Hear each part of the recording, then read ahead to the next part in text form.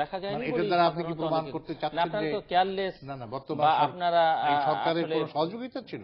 আমি তো মনে করি আমি বলছি অতএব আমি মনে করব অনেকে তুলছেন, তুলতে পারেন, এবং সরকার এ ব্যাপারে নিশ্চয়ই ইনকোয়ারি করে একটি প্রকৃত অবস্থানটি কি অবস্থার পরিস্থিতিতে এই অবস্থার সৃষ্টি হয়েছে, যতক্ষণ পর্যন্ত এটা করা না হবে ততক্ষণ পর্যন্ত আপনার এই বক্তব্যটা এই বক্তব্যটা কতটা গ্রহণযোগ্য। তবে আপনি যে কথা বলেছেন সেখানে অবশ্যই সরকারকে নিশ্চয়তা দিতে হবে, যখন কোনো জঙ্গি সংগঠনের সাজাপ্রাপ্ত আসামিকে এক জায়গা থেকে আরেক জায়গায় নেওয়ার ব্যাপারে টপ সিকিউরিটি ব্যবস্থা অবশ্যই থাকা প্রয়োজনীয়তা ছিল, এবং এ ব্যাপারে আমি অবশ্যই স্বরাষ্ট্র মন্ত্রণালয়কে এবং কারা বিভাগকে ব্যক্তিগতভাবে অনুরোধ জানাবো তারা যেন এ ব্যাপারে ভবিষ্যতে আরো বেশি সজাগ হন, এবং এ ধরনের সম্ভাবনা কিন্তু তাদের যে প্রিপারেশন সেটা কিন্তু কাগজে ডিটেল এসেছে, এবং এটা শুধুমাত্র একমাত্র জঙ্গি সংগঠন, অত্যন্ত ট্রেন জঙ্গি সংগঠন ছাড়া এই ধরনের কার্যক্রম পরিচালনা করা কিন্তু সম্ভব নয়। ধন্যবাদ। মাননীয় সংসদ সদস্য সাহেব যে হা না ভোটের বিধানের কথা তুললেন, বাংলাদেশের মানুষ হা না ভোটও দেখলো, আর বর্তমান সরকারের অধীনে নির্বাচনও দেখলো। এরশাদ সাহেব নির্বাচনে যাবে না, পদত্যাগপত্র পাঠিয়ে দিলেন, গ্রহণ করলেন না। বাই পোস্টে পাঠালেন, বলে পেলাম না। রাত্রিবেলা হাসপাতালে নিজে রাখলেন, রেখে সংসারে ভাঙন ধরালেন, দলে ভাঙন ধরালেন, রওশনের সাথে হাত করলেন, করে একাংশকে দিয়ে নির্বাচনে অংশগ্রহণ করালেন, করে সিট ভাগাভাগি করলেন।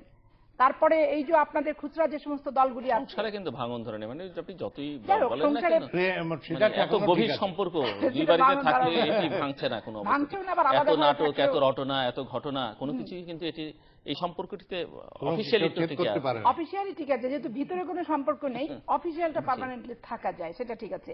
এত সমস্ত নাটক করার পরও হানা নির্বাচনের এই উপমাটি আর আনার কোনো প্রয়োজন থাকে না। আর হ্যাঁ এবং না ছিল জিয়াউর রহমানের সময়, এবার আপনারা করেছেন না প্রভিশন বাদ দিয়ে শুধু হ্যাঁ। এবং আপনাদের নেত্রী একটা বক্তব্য রেখেছে যে আমরা দিলাম, মহাজোটকে কিছু দিলাম, বিএনপি আসলে তাদেরকেও কিছু দিতাম, যে সবাই মিলে একটা সরকার গঠন করতাম। এগুলো দেওয়া অথবা দান খয়রাতের ব্যাপার না, এটা হচ্ছে জনগণের জনমতের প্রতিফলন ঘটিয়ে একটা সরকার গঠন। এইখানে আপনারা ব্যক্তিগত পর্যায়ে চলে গেছেন দান খয়রাতের বিষয়। এই দান আমাদের গ্রহণ করা সম্ভবপর না, এবং এই দানের আমরা ভিখারিও না। জনগণের রাজনীতি করি বাংলাদেশের মানুষের জন্য, জনগণ বসালে বসাবে, না বসালে না বসাবে, সেটা নিয়ে কোনো কিছু বিশ্বাস করি। আচ্ছা, তারপর আপনি জামাতের কারণে বিএনপি নির্বাচনে যায় না বলেছেন। এখানে আওয়ামী লীগ খুব সুকৌশলে সংবিধান এবং একতরফা নির্বাচন, আওয়ামী লীগের দুর্নীতি, অপকর্ম, সন্ত্রাস, হত্যা, গুম সমস্ত কিছুকে বুমেরাং করার জন্য জাতীয় আন্তর্জাতিকভাবে চমৎকারভাবে একটি থিওরি দাঁড় করিয়েছেন, সেটা হচ্ছে যুদ্ধ অপরাধী। 1971 সালে আমার কথাটা আপনি বলছিলেন, মুক্তিযুদ্ধের সময় তৎকালীন জামাত ইসলামের কিছু কিছু ব্যক্তি বাংলাদেশের স্বাধীনতার বিপক্ষে ভূমিকা নিয়েছে, তাদের যুদ্ধ অপরাধী ট্রাইব্যুনালে বিচার করছেন। বিচারের শুধু ব্যক্তি না, কিন্তু দল হিসেবে জামাতও নিয়েছে, কিছু ব্যক্তির নামেই তো আপনি অভিযোগ দায়ের করেছেন। টোটাল জামাত ইসলাম সংগঠনের বিরুদ্ধে অভিযোগটা কিন্তু আপনারা আনেননি। আচ্ছা, স্বাভাবিক কারণে ওইটা ত্রুটি বিচ্যুতি, সাক্ষী কেন অপহরণ হলো, সাক্ষীরা কেন দিতে পারেন, এগুলো নিয়ে আমি আর ডিসকাশনের ভিতরে যেতে চাচ্ছি না। কিন্তু বাংলাদেশের বিগত নির্বাচন আর যা যুদ্ধ অপরাধের বিচার ইস্যুকে আপনারা অ্যামেলগামেট করে ঘোলা পানিতে মাছ শিকার করার চেষ্টা করছেন। জামাত ইসলামের যাদের বিরুদ্ধে আপনারা অভিযোগ দায়ের করেছেন তাদেরকে নিয়ে বিএনপি কোনোদিন কোনো কথা বলেছে যে মিথ্যা অভিযোগ কিংবা এই অভিযোগ সঠিক নয়, সত্য নয়? কোনো কথা কিন্তু বলেনি। একটি কথাই বলেছে, স্বচ্ছতার ভিত্তিতে বিচার করতে হবে। কোথায় কোথায় অস্বচ্ছ প্রক্রিয়া আছে স্পেসিফিক ধারা উপধারা উল্লেখ করে আমরা বহুবার সেগুলো বলেছি, কিন্তু আপনারা চলে আসতেছেন যে মনে হচ্ছে জামাতের একটি অঙ্গ সংগঠন আমরা, এবং জামাতের যে প্রচারণা জাতীয়ভাবে রাষ্ট্রীয়ভাবে এই সরকার চালাচ্ছে, এমনভাবে বিদেশে প্রমাণ করছে যে বাংলাদেশে জামাত ইসলাম ছাড়া মনে কোনো সংগঠনও নাই, আর জামাত ইসলামের মাঠঘাট সবই তার দখল। এই যে প্রচারের দায়িত্ব সরকারটা নিল, নিয়ে কি করছে?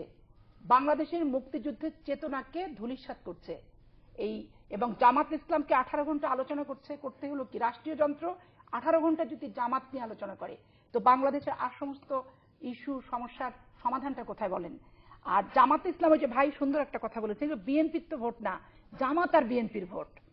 আপনারা খুব ভালো করে জানেন জামাত আর বিএনপির ভোট, আপনি বলেছেন এগুলো বিএনপি সব ভোট না। আপনারা খুব কৌশলে জানেন যে জামাত বিএনপি জোটবদ্ধ নির্বাচন করলে আওয়ামী লীগ 50 জোট করলেও ক্ষমতা আসতে পারবে না, যার কারণে আপনারা আমাদের পূর্ব শর্ত দিচ্ছেন আলোচনা বসবো জামাতকে ছাড়ো, আর জামাতকে গোপনে গোপনে বলছে বিএনপি ছাড়ো। তা আপনাদের অশুভ জিনিসগুলো তো আমরা বুঝতে পেরেছি।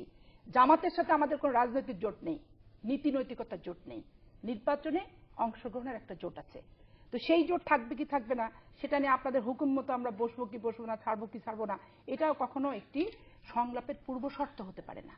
কিন্তু আপনারা এটা পূর্ব কিন্তু শর্ত সেই হিসেবে জায়গায় দাঁড় করাচ্ছেন। সেই জায়গায় বিএনপি তো একটা শক্ত অবস্থান নিয়ে থাকতে পারছে বলে মনে হচ্ছে না, কেন কোনো মিটিং এ জামাত থাকছে, কোনো মিটিং এ থাকছে না। ইদানিং আমরা থাকে না। সাম্প্রতিককালে না, দেখলাম আমি যে এখন বলি, জনসভায় ডাকছেন না, 19 দলের মিটিং 18 দলীয় জোটের যদি 19 দলীয় জোটের মিটিং যেখানে হচ্ছে সেখানে জামাত ইসলাম থাকছে, আর যেখানে শুধুমাত্র বিএনপি প্রোগ্রাম হচ্ছে সেখানে 18 দলের অন্য দলের নেতারা ছিল, জামাত নেতারা তাদেরকে সবাই যারা যারা এসছে আপনাদের জনসভাতেও তো এবং জামাত সেটাই ইসলামের কথা যেহেতু বলছি। নেতারা সব জেল হাজত পলাতক, তারা কেউ আসেনি। যাক, জনসভাটা এখানে ঘটনা হচ্ছে এটা। আর নির্বাচনে যায়নি কেন, উপজেলাতে কেন গেলাম, এটা আসে ক্লিয়ার দরকার। পুলিশ যেভাবে সিল মারতেছে ব্যালট পেপারে, এটা টেলিভিশনে সবাই আপনারা দেখেছেন। কোন নির্বাচনে? এই নির্বাচনে, উপজেলা নির্বাচনে উপজেলার পুলিশ সিল মারছে, রেডিও টেলিভিশন সব আপনারা এত ভোট পেলেন কি করে? সব জায়গায়।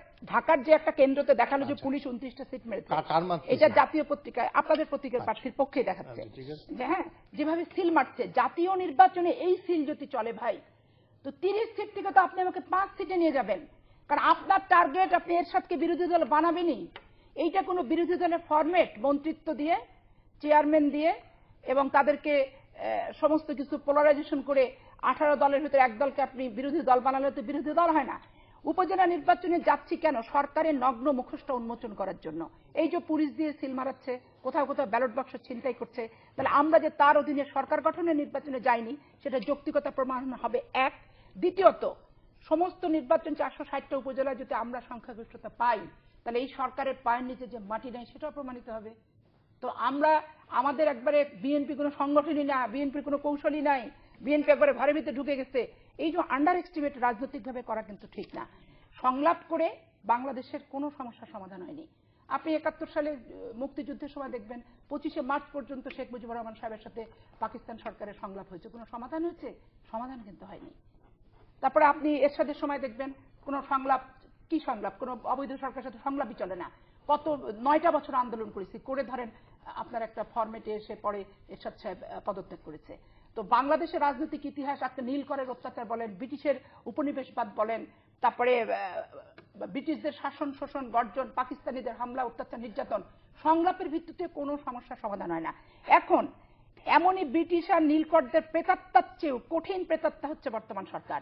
এই 4 মাসের আন্দোলন, 5 মাসের আন্দোলন, 1 বছরের আন্দোলনে এই সরকারকে এই অবৈধভাবে ক্ষমতা ঠিক বর্গীদের মতো দখল করা রাষ্ট্রীয় মসনদ থেকে সরানো যাবে বলে আমি মনে করছি না। আমার মানসিক প্রস্তুতি জনগণকে সাথে নিয়ে 5 বছর হোক, 10 বছর হোক, 20 বছর হোক, আমি আন্দোলনের সূচনা করব, আমি মরে যাব, আমার ভবিষ্যৎ প্রজন্ম এসে করবে, যদি ক্ষমতা এইভাবে আটকে ধরে রাখতে চান আপনারা। আর আপনাদের শুভবুদ্ধির উদয় হোক, এই জেনারেশন ক্রমে শুধু আন্দোলনই বাংলাদেশে চলুক, এটা কোনো সুস্থ স্বাভাবিক মানুষের প্রত্যাশা হতে পারে না। তবে এই ক্ষেত্রে আপনাদের এই জন্য চিন্তা চেতনার ভিতরে আনতে হবে। এমনি ভোটারবিহীন নির্বাচন, তারপরে এত আস্ফালন। আপনি আরেকটি কথা বলেছেন যে ছাত্র শিবির আর ছাত্রলীগ, আন্তর্জাতিকভাবে ছাত্রলীগ সন্ত্রাসী, ছাত্র শিবির সন্ত্রাসী প্রমাণিত হয়েছে। ছাত্রলীগ কি হয়েছে? কি হয়েছে? কিছু হয়নি। কেন হয়নি? তাহলে ওই আন্তর্জাতিক চক্রটা আপনাদের দ্বারা নিয়ন্ত্রিত, আপনারা প্রমাণিত করার চেষ্টা করছেন। রাজশাহী বিশ্ববিদ্যালয় থেকে, পলিটেকনিক ইনস্টিটিউট থেকে, ঢাকা বিশ্ববিদ্যালয় হল দখল, সিট দখল, প্রকাশ্যে গুলি নিয়ে ছাত্রলীগের ছেলেরা পত্রিকায় ছবি এসেছে, গুলি করছে, পা কেটে নিচ্ছে, হাত কেটে নিচ্ছে। হাজী সেলিম সংসদে দাঁড়িয়ে বক্তৃতা রেখেছে যে ছাত্র শিবির যদি রক কাটে, ছাত্র শিবির মস্তক কাটে, ছাত্রলীগ এইভাবে বক্তব্য পর্যন্ত পার্লামেন্টে পর্যন্ত আপনাদের দলের সদস্যরাই বলেছে। তো সেইখানে আপনি, আমার কথা হচ্ছে কি, ছাত্রলীগ, ছাত্রদল, ছাত্র শিবির বড় কথা না, সন্ত্রাসের সঙ্গে যে জড়িত থাকবে, যে অপকর্ম করবে, তার ব্যাপারে আপনি নিরপেক্ষভাবে আইনকে প্রয়োগ করুন এবং শাস্তির সম্মুখীন করান। কিন্তু সরকারি দল সন্ত্রাসী গুলি চালাবে আর আপনি বলবেন যে গুলি চালালো ওর গুলিতে মারা গেল আর ও হবে বাদী অস্ত্রধারী আর জখমী হবে হচ্ছে আসামি, এইটা তো 5 বছর অহরহ দৃষ্টান্ত। না, একটু 10 ট্রাক অস্ত্রটা একটু বলে নিই। একটা সরকার যখন ক্ষমতায় আসে, আন্তর্জাতিক সম্পর্ক কার সাথে কিরকম হবে সেটা সরকারের উপর ডিপেন্ড করে। বর্তমান সরকার ভারতের নিরাপত্তা নিয়ে যত উদ্বিগ্ন, ভারতের মন রক্ষা নিয়ে যত উদ্বিগ্ন, বাংলাদেশের নিরাপত্তা নিয়ে তত উদ্বিগ্ন কিন্তু নয়। পত্রপত্রিকা পড়েছি যে 10 ট্রাক অস্ত্র ভারত বিরোধী যে সমস্ত জঙ্গি সংগঠন আছে তারা বাংলাদেশকে রুট হিসেবে ব্যবহার করে নিয়ে যাচ্ছিল। তাহলে এইটা বাংলাদেশের কোনো মানুষের অস্ত্র নয়, রুট হিসেবে ব্যবহার করছিল। তাহলে ভারত সরকারের বাংলাদেশ যে রুট হিসেবে বৈধ অবৈধভাবে গোটা বাংলাদেশের সীমান্তগুলো ব্যবহার করছে, এই ব্যাপারে বর্তমান সরকারের ভূমিকাটি কি? এটি একজন, আপনি 4 বারের সংসদ সদস্য, আপনার না, কিন্তু প্রশ্ন আসবে যে ভারত সরকার যদি মানে ভারতীয় কেউ করে থাকে, তো বাংলাদেশ সরকার তখন কি করেছিল? যে বাংলাদেশের ভূমি ব্যবহৃত হচ্ছে এবং তখন তো ক্ষমতায় ছিলেন আপনারা, বিচারের সম্মুখীন করার চেষ্টা করেছে, কারা এর সাথে জড়িত ধরার চেষ্টা করেছে, কিছু না এটা কিছুই করেনি, প্রক্রিয়াধীন ছিল। আমি এখানে আপনারা তো এসে ধরেননি। আমি একটি কথা এখানে বলতে যাচ্ছি। আপনি যে কথাটি বললেন যে আপনারা জামাত এবং ছাত্র শিবিরের রাজনীতিকে সমর্থন করেন নাই, বিশেষ করে এই যুদ্ধ অপরাধীদের ব্যাপারে আপনাদের নেত্রী বেগম খালেদা জিয়া ক্যাটাগরিক্যালি বলেছেন বাংলাদেশে কোনো যুদ্ধ অপরাধী নাই। এটা কথা বলেন না, এটা বলেছেন না, আমরা টেলিভিশনে শুনেছি। আপনারা তো বলেছেন বিএনপি যদি নির্বাচনে আসে, এটা যুদ্ধ অপরাধীকে বাঁচানোর জন্য, যুদ্ধ অপরাধীকে বাঁচানোর জন্য বাংলাদেশ জাতীয়তাবাদী দল যে এই কর্মকাণ্ডটা পরিচালনা করেছেন এবং এই বিচার ব্যবস্থাকে বাধাগ্রস্ত করার জন্য একটি সহিংসতার মাধ্যমে একটি গণতান্ত্রিক প্রক্রিয়াকে ধ্বংস করার জন্য যে নীল নকশা করেছেন, সেটার জন্য আমার সত্যি আপনাদের প্রতি দুঃখ হয়। যে কেননা আপনারা একটি গণতান্ত্রিক দল, এই গণতান্ত্রিক দল অবশ্যই মানুষের ম্যান্ডেট নিয়েই সরকার গঠন করবে এবং সরকার গঠন করার প্রক্রিয়া এবং রাজনৈতিক শিষ্টাচার যেটা, সেটা অবশ্যই আমাদেরকে মেনটেন করতে হবে। তা আমি যে কথা বলতে চাচ্ছি যে যুদ্ধাপরাধীদেরকে আপনারা অবশ্যই ঠেকাতে পারবেন, বাঁচাতে পারবেন না। আর যে কথাটি বললেন যে 10 ট্রাক অস্ত্রের ব্যাপারে, আমি মনে করি যে পারস্পরিক শ্রদ্ধাবোধ, পারস্পরিক গণতান্ত্রিক চেতনা এবং গুড নেইবারহুড, এটা একটা গুড প্রিন্সিপল প্রত্যেকটি দেশের মধ্যে। আমাদের বৃহত্তর প্রতিবেশী হচ্ছে ভারত, তা আমরা অবশ্যই তাদের কোনো সন্ত্রাসবাদী বা তাদের কোনো বিচ্ছিন্নতাবাদীদেরকে আমরা অবশ্যই সহযোগিতা করা উচিত না, এবং তাদেরও উচিত নয় আমাদের এখানে যে সমস্ত সন্ত্রাসী কর্মকাণ্ড যদি পরিচালিত হয়। অতএব রেসিপ্রোকালি এই দুটো দেশের মধ্যে গিভ অ্যান্ড টেক সমন্বয়ের একটি রাজনীতি এবং উন্নয়নের অংশীদারিত্বের জন্য বাংলাদেশের সাথে ভারতের যে বর্তমান সম্পর্ক, এই সম্পর্কটা কিন্তু অত্যন্ত দৃঢ় এবং অত্যন্ত পুরানো। আপনি অবশ্যই জানেন যে ভারতের যে ভূমিকা বাংলাদেশের স্বাধীনতা যুদ্ধে, বিশেষ করে যখন পাকিস্তানি হানাদার বাহিনীর অত্যাচারে অগণিত বাংলাদেশি নাগরিকরা ভারতে আশ্রয় গ্রহণ করেছিল এবং এখনো প্রতিনিয়ত বেশ কিছু বাংলাদেশিরা প্রতিনিয়ত ভারতে আশ্রয় গ্রহণ করছেন কাজের খোঁজে বা অন্য কোনো প্রক্রিয়ার জন্য। অতএব এই ব্যাপারে আমার মনে হয় আমাদেরকে আরো গভীরভাবে এটাকে পর্যালোচনা। আরেকটা প্রশ্ন এখানে, যেহেতু জামাতের প্রসঙ্গ, মুক্তিযুদ্ধের প্রসঙ্গ অনেক কিছু আলোচনা হচ্ছে, আপনি লক্ষ্য করেছেন যে অতি সম্প্রতি ভারতের পশ্চিমবঙ্গের বামফ্রন্ট নেতা বিমান বসু তিনি এটি জনসভায় বক্তৃতা করতে গেলে মমতা ব্যানার্জির কথা উল্লেখ করেছেন যে তিনি মূলত আসলে এখানে জামাতকে প্যাট্রোনাইজ করছেন, সাহায্য সহযোগিতা করছেন এবং প্রয়োজন বোধে পশ্চিমবঙ্গে শিবির জামাতের নেতাকর্মীদের আশ্রয় দিচ্ছেন। এই কথাটা হলো, ধরেন এটা হলো সিপিএম যে দল আছে ইন্ডিয়াতে, ভারতে, তাদের একটা বক্তব্য। এই বক্তব্য আমি নিজেই শুনেছি। তবে মমতা ব্যানার্জিদের কার্যক্রমে আমরা যদি পর্যালোচনা করি সোফার, বিশেষ করে আমাদের সাথে যে সমস্ত বিষয়ে এখনো আলোচনার মাধ্যমে সমঝোতা হওয়ার প্রয়োজনীয়তা ছিল, অনেক ক্ষেত্রে মমতা ব্যানার্জির বিরোধিতার কারণে আমার মনে হয় আমরা অনেক সমস্যা কিন্তু কেন্দ্রীয় সরকারের সদিচ্ছা থাকা সত্ত্বেও আমরা সেটা করতে পারিনি। এবং তিনি প্রতিনিয়ত বাংলাদেশের আভ্যন্তরীণ ব্যাপারে বিশেষ করে আমার কাছে মনে হয়েছে যে হয়তোবা তার একটি সুসম্পর্ক তিনি তৈরি করতে পারেন বলে মনে হচ্ছে। এবং এটা কিন্তু ভারতের দায়িত্ব, ভারতের সরকারের দায়িত্ব।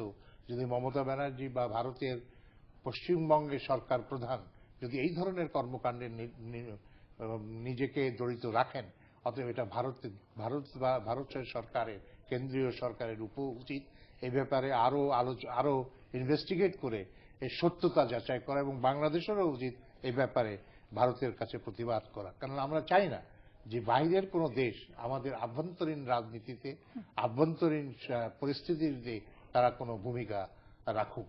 এবং যেহেতু আমরা একটি সার্বভৌম দেশ, হতে পারি আমরা ছোট দেশ, কিন্তু আমাদের যে বিপুল জনগোষ্ঠী আছে এবং যে সম্ভাবনাময় ভবিষ্যৎ আমরা বাংলাদেশের জন্য দেখছি, যে অর্থনৈতিক উন্নয়নের যে গতি আমরা বাংলাদেশে দেখতে পাচ্ছি, সেটা কিন্তু পৃথিবীর অনেক দেশের কাছেই ঈর্ষার বিষয়। অতএব আমাদের দেশে এখন সত্যিকার অর্থে প্রয়োজন জাতীয় ঐক্যমত এবং আরেকটি 1 মিনিটে যদি আপনি বলেন যে ভারতের একটি চলচ্চিত্র যেটি এখন বেশ আলোচনা আসছে, গুন্ডে ছবি, যেখানে বলা হচ্ছে যে চলচ্চিত্র বলছে যে যুদ্ধ মূলত পাকিস্তান আর ভারতে হয়েছে এবং সেই যুদ্ধে ভারতের বিজয় আসলে বাংলাদেশের স্বাধীনতা। এটাকে আমি মনে করি যে ইতিহাস বিকৃতি ছাড়া আর কিছুই নয়।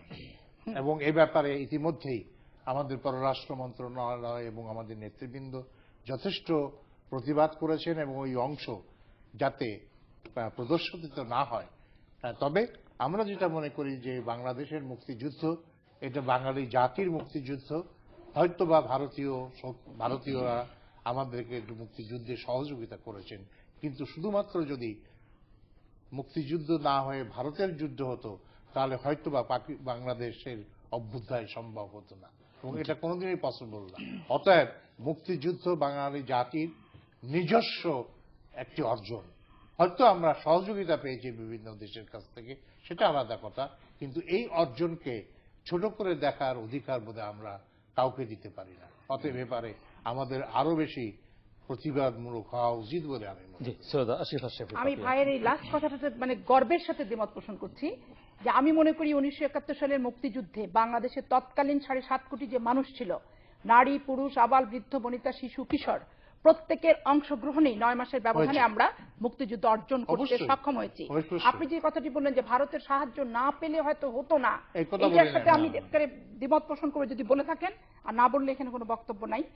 আর ভারত আমাদের সাহায্য করছে পার্শ্ববর্তী দেশ হিসেবে, সেটা ঠিক আছে, কিন্তু তার অর্থই না যে আমি ফ্রি ট্রানজিট থেকে শুরু করে ফেলানির লাশ কাটাতারে ঝুলছে এরকম হাইবুর রহমানকে উলঙ্গ পিটালো, আপনার সীমান্ত আপনি খুলে দিলেন, মাদক থেকে শুরু করে নিম্নমানের দ্রব্য থেকে শুরু করে বাংলাদেশের বাজার ভারতীয় পণ্যে সয়লাভ হয়ে যাবে।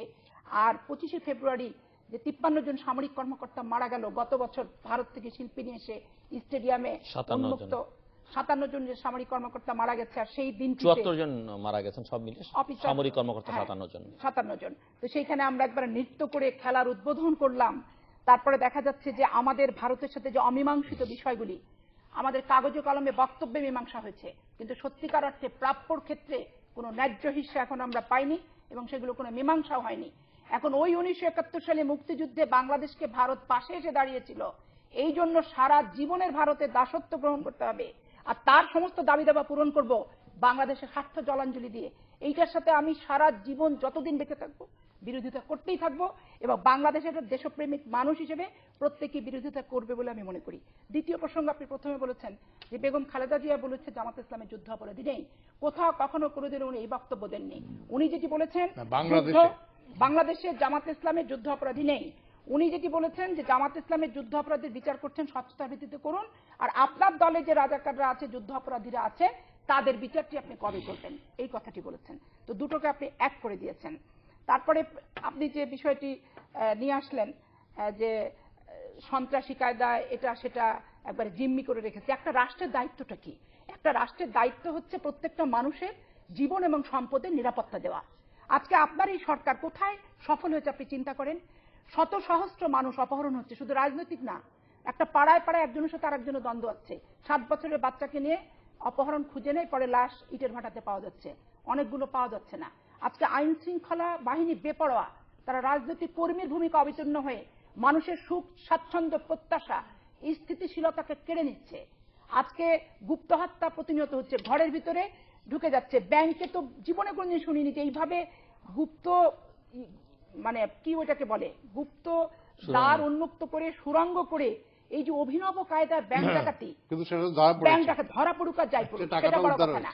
এই যে প্রক্রিয়াটা, আপনি যখন দেশে অস্থিতিশীল অবস্থা থাকবে, রাজনীতির স্থিতিশীলতা থাকবে না, অপকর্ম বেড়ে যাবে, সন্ত্রাস গুম সবাই তখন নিজের হাতে ক্ষমতা নিয়ে নেবে।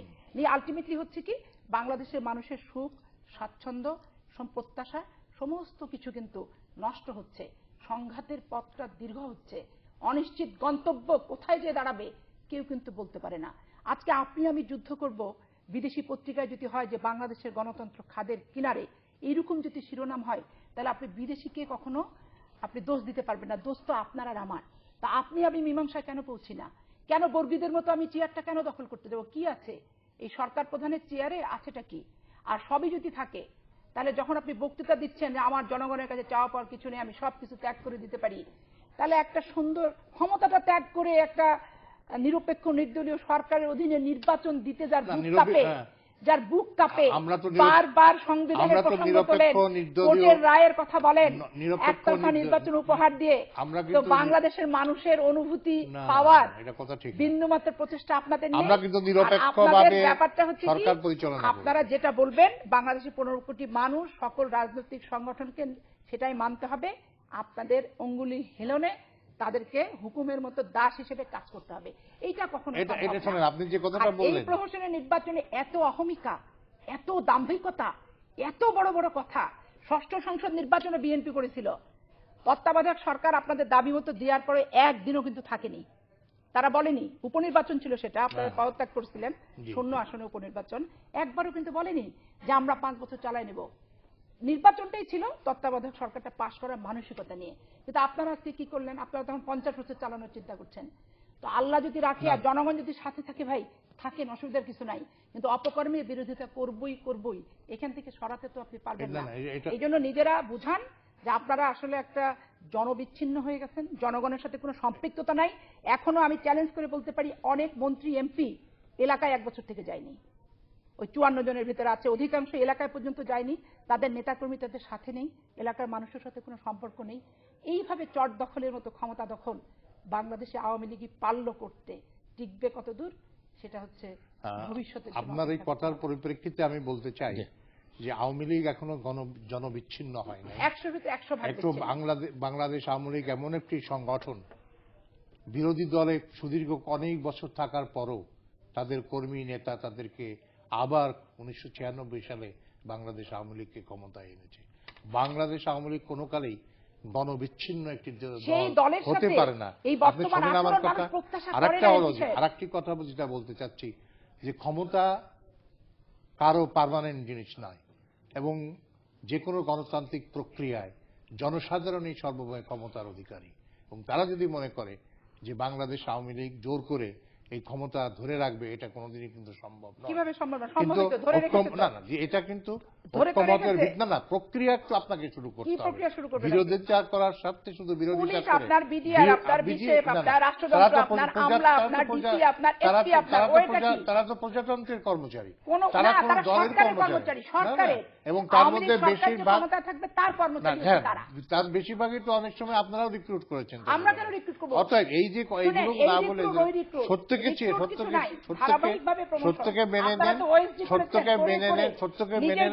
মেনে নিয়ে রাজনীতিতে স্থিতিশীলতা আনেন, প্রলেপ দিয়ে রাজনীতিকে স্থিতিশীলতা ধারাবাহিকতা আমি মনে কথা বলে এই প্রহসনের নির্বাচন বাংলাদেশ মানেনি। দেখেন পর্যটক কেউ পাঠায়নি, কেন পাঠায়নি? দরকার ছিল না পর্যটক দরকার ছিল না, ওই যে একটা দাওয়াত দেওয়ার খেলা, পর্যটক দরকার ছিল না। স্থানীয় এনজিওরা পর্যবেক্ষণ করেছে। কেন স্থানীয় এনজিও করবে? না করেছে, বিদেশিরা কেন আসেনি? ধারাবাহিকতা তো আসে, সেটা তাদের ব্যাপার। না তাদের ব্যাপার না। এই নির্বাচন তো কারোর চোখে গ্রহণযোগ্য নয়। আমাদের সফলতা এখানেই যে আমরা বলেছিলাম যে গ্রহণযোগ্য নির্বাচনী সরকার অধীনে হবে না, হয়নি, গ্রহণযোগ্যতা হয়েছে এবং চরম সফলতা আমরা স্বীকৃতি পেয়েছি। অবশ্যই ধন্যবাদ। স্বীকৃতি আর মাদারীপুরের স্বীকৃতি, গোপালগঞ্জের স্বীকৃতি একই জিনিস।